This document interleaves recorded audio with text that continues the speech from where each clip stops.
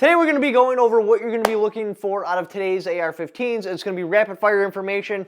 Yes, each one of these topics could be like a 30-minute video all by themselves explaining the finer details, but we're not going to do that. We're just going to start from the basement, work our way up to the top floor. I don't know what level you're at, but by the time we get done with this video, you have a pretty good idea of what you're looking for out of an AR-15, and that's the whole point of this. Also, don't forget, I am permanently demonetized from YouTube, and that means that I support myself off of my sales at Only Shopify, at OnlyTacticalFans@Shopify.com, which I do have tourniquets now, which this is the cheapest peace of mind you could buy. Like literally, for under $50, it's a lot cheaper than that, but under $50, you have the ability to stop what would be a life-threatening injury. It would be crazy not to at least have one of these. Ideally, you'd want one in your vehicle, your house. If you're a deer hunter, one in your orange suit. If you're a tactical person, definitely one on your vest. Cheapest peace of mind you can get, and you only have to pay it once. It's not like life insurance where you have to keep paying it. This is a one-time purchase for that particular gear, and you're covered. Anyway, let's get into it. All right, so the first thing we're going to talk about, there's a lot of brands that are hitting the market. I'm not familiar with a lot of them, but the basics, if you're just looking for your basic home defense line, you can just stop the video now, just buy from a reputable brand, and it's going to handle everything you need. Whether that's Smith & Wesson, PSA, FN, Colt, it doesn't matter. One of those brands, even if it's their budget line, it's going to handle your home defense needs. Unless you're really looking to like shoot this rifle, and you got to understand the 20-80 principle. 20% of the shooters are going to be doing 80% of the shooting. So 80% of the shooters, just buying a reputable brand, you're covered. You don't have to worry about anything else. Now for the rest of this video, we're going to get into the 20%ers, which you're going to be looking for out of your AR-15. Again, home defense, just buy a reputable brand. That's it. Everybody knows the brands, all the normal characters. All right, so the first thing you're going to look at when you're looking at the AR-15, deciding whether or not this is or is not a quality rifle, you're going to go over the staking. From the outside of the rifle, you're going to look at the buffer tube. There's a castle nut on the back. You're going to want to make sure it's staked in. These little things are easily skipped, and that is a good indication that, hey, this manufacturer is rushing this job, or the team don't know what they're doing, or maybe they're trying to cut costs because, you know, just taking a hammer and a punch, that adds a little bit of time onto each rifle, which increases the price. Do I really want this rifle when clearly, like, something's been cut? Like, either the knowledge of their team, the cost they're putting into the rifle, or just the time they're putting into the rifle. So if I pick up that AR-15 and that castle nut is not staked in from the factory, that's a red flag. I'm going to be like, oh, that's an issue. The next thing you're going to be looking at is the bolt staking. So you'll have your gas key right there. There's 2 screws that go into it. Those screws need to be staked in. It will ultimately fail if those screws are not staked in. So if you open it up and you see that their rifle, they haven't done any real research and development. They haven't done testing, otherwise they would have fallen off and they would have been like, hey, from now on, we want all these bolts staked in. So if you don't see the bolt carrier staked in, that's a huge red flag that this is probably not the rifle you want. So let's talk a little specifics about the bolt. There's a couple of different things you're going to be looking for. There's MPI, HP, and CL. So MPI is, why can't I think of it? Magnetic particle inspected, and then HP is high pressure inspected, and CL is chrome lined. If I'm buying a bolt carrier, either the whole entire bolt carrier is chrome plated, or at least the inside of it is chrome lined. Look for that. That is the difference between a premium bolt and a cheaper bolt. Is it chrome lined on the inside? Usually if it's chrome lined on the inside, it's been magnetic particle inspected and high pressure inspected, because you wouldn't go that far to chrome line it if you're not going to also do these. This is basically testing for cracking. The chrome line is going to give you your durability. It's going to prevent from pitting too. Remember, there's going to be a lot of heat.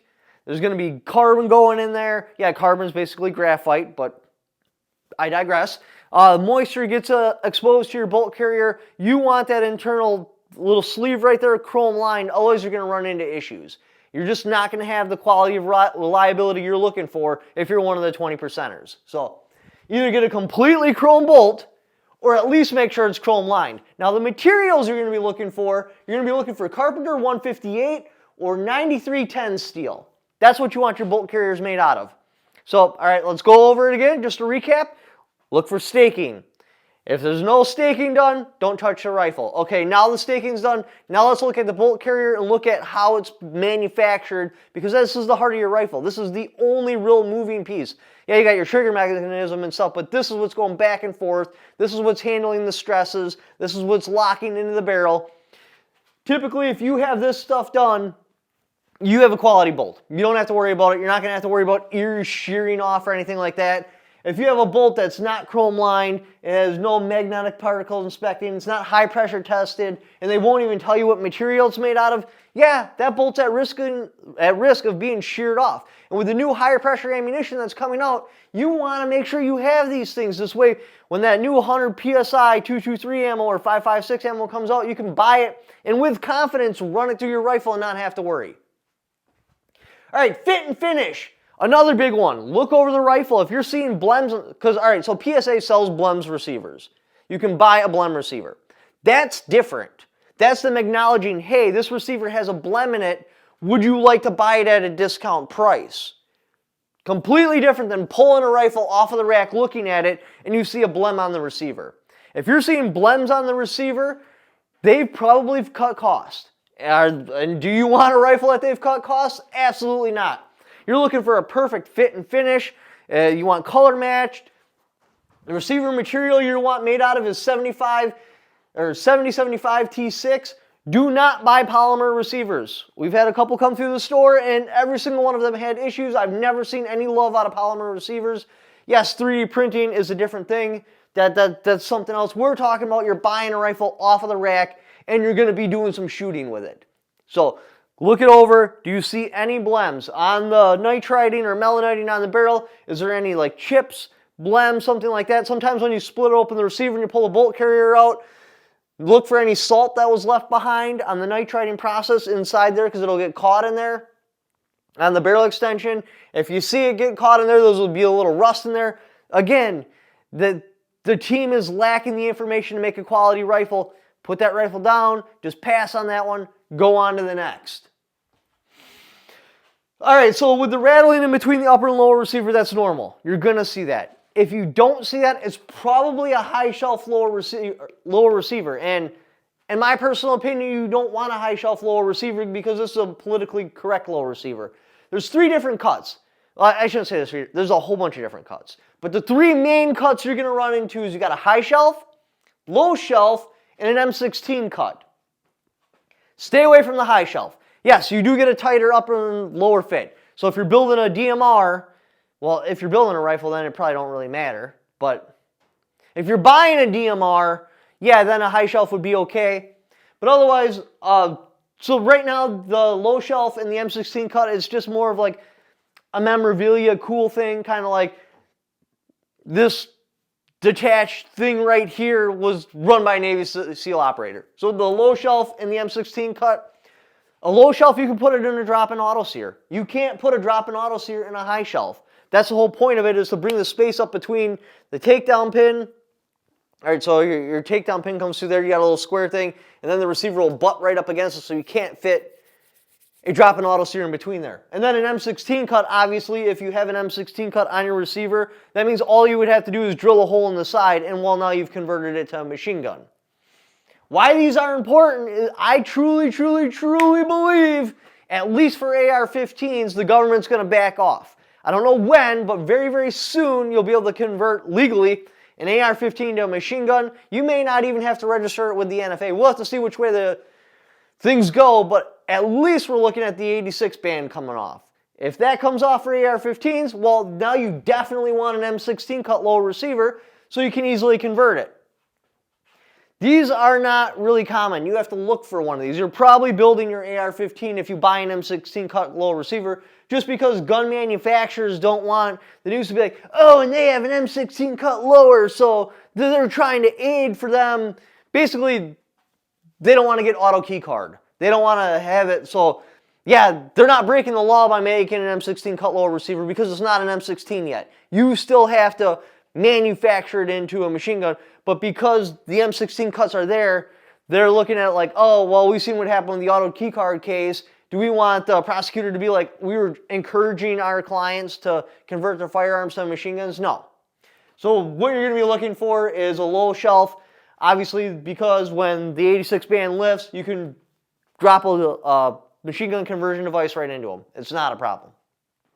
Again, there's other ones, but the two basics you're going to see is a high and a low shelf and an M16 cup, but this is more of a rare one. They are out there, but it's more a rare one. All right, so barrel. This is also going to go into what you're using the rifle for. There's a whole bunch of categories, stainless steel barrel, stuff like that. I made a whole barrel video. You can go watch it if you want to know more about barrels. We're going to talk about your straight up like duty rifle, because that's the first AR-15 you want to buy, is like a duty style combat rifle. Like this is the bread and butter. Now if I want to make a precision rifle, I don't convert this rifle. I leave this rifle in stock form. The only thing I do is throw glass and maybe a sling on it. If you got night vision, okay, throw a PEC on it. When you start wanting to modify, you build a separate AR-15. Like, okay, this is my duty rifle. Now I'm going to make a precision rifle, or I'm going to make a PDW, personal defense weapon, which is typically described as something really short, like a honey badger or something like that. You want your basic duty rifle, end of the world, bug out rifle, whatever you want to call it, as close to stock form as possible, as long as you're following all these rules. You don't want to change that one at all. So a precision rifle, that's why we're not talking about precision barrels or stainless steel barrels or anything like that, because that's into the rifle you're going to build later or buy later, depending on what you want to do. We're still talking about your very first duty rifle. So what are you looking for in your very first duty rifle barrel? That is 4150 CMV, which is chrome moly vanadium steel. You want it chrome lined.